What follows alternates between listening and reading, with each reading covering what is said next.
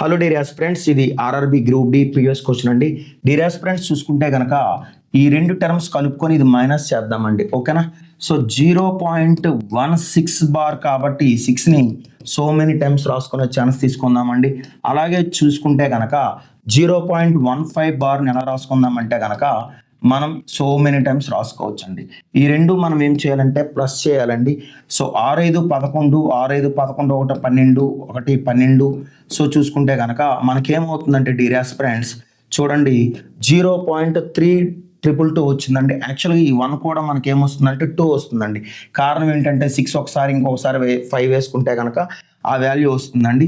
ఇప్పుడు మనం ఏం చేస్తామంటే కనుక 0.13 బార్ కాబట్టి సో 3ని నెంబర్ ఆఫ్ టైమ్స్ చేసుకుంటే కనుక చూడండి డియర్ ఆస్పిరెంట్స్ 12లో 3 పోతే 9, 11లో 3 పోతే 8 అండి. అట్లాగే 11లో 3 పోతే 8. డియర్ ఆస్పిరెంట్స్ చూసుకుంటే కనుక 2లో 1 పోతే 1 అండి. సో 0.1889 కాదు, యాక్చువల్గా దీని వాల్యూ ఏంటంటే 0.18 బార్ అండి.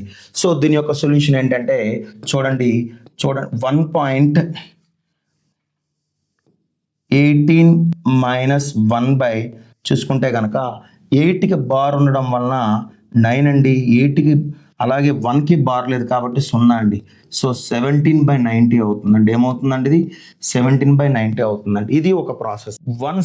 0.16 బార్ అంటే కనుక 16 - 1/9 6కి బార్ ఉంది కాబట్టి 9 అండి. 1కి బార్ లేదు కాబట్టి 0 అండి. 15/90 అవుతుందండి.